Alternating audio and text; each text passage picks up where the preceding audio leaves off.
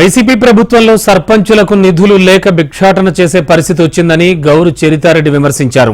పాణ్యం నియోజకవర్గ TDP MLA అభ్యర్థిగా గౌరు చరితారెడ్డి పోటీ చేస్తున్నారు. ఈ సందర్భంగా ఆమె చిందుకూరు గ్రామంలో ఎన్నికల ప్రచారం నిర్వహించారు.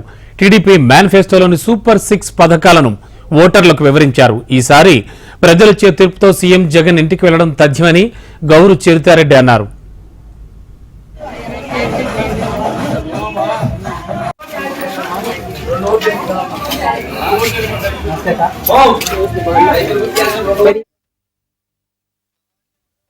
తెలుగుదేశం పార్టీ కుటుంబ సభ్యులకు సోదర సోదరులందరికీ నా హృదయపూర్వక నమస్కారాలు తెలియజేసుకుంటున్నా. మీకందరికీ తెలుసు, మనకి ఈ నెల మే 13వ తేదీ ఎన్నికలున్నాయి.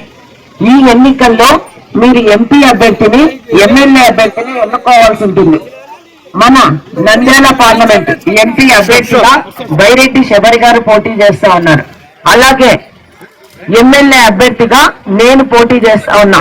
కాబట్టి మీ అమూల్యమైన 2 ఓట్లు కూడా సైకిల్ గుర్తుపై ఓట్లు వేయించి గెలిపించాల్సిందిగా మిమ్మల్ని అందరినీ కోరుతున్నా. సర్పంచ్ నిధులు సెంట్రల్ గవర్నమెంట్ ఇస్తుంది, అది కూడా లాగేసుకొని ఆయన నేను పథకాలు ఇస్తున్నా, బటన్ నొక్కుతున్నా అంటున్నాడు. ఏమో బటన్ నొక్కుతుంటే మనకు పైసలు పడుతున్నాయా? అంతేకాకుండా ఆయన 10 రూపాయలు ఇచ్చి మన నుంచి 100 రూపాయలు లాగేసుకుంటున్నాడు. ఈ ప్రభుత్వం వచ్చిన తర్వాత పెట్రోల్ ధరలు పెరిగినాయి, డీజిల్ ధరలు పెరిగినాయి, నిత్యావసర వస్తువుల సరుకుల ధరలు పెరిగినాయి. ఈ రోజు కరెంటు ఛార్జీలు 9 సార్లు కరెంటు ఛార్జీలు ఈ ప్రభుత్వం వచ్చిన తర్వాత పెంచడం జరిగింది. గతంలో 100 రూపాయలు వచ్చే కరెంటు బిల్లు ఈ రోజు 1000 రూపాయలు వస్తా ఉంది ప్రతి ఒక్కరికి. ఒక చేతో ఇస్తా ఉన్నాడు, ఇంకో చేతో లాగేసుకుంటా ఉన్నాడు. చూడండి, ఏమన్నా గ్రామాలు అభివృద్ధి చేయాలంటే మనకు నిధులు ఉండాలి.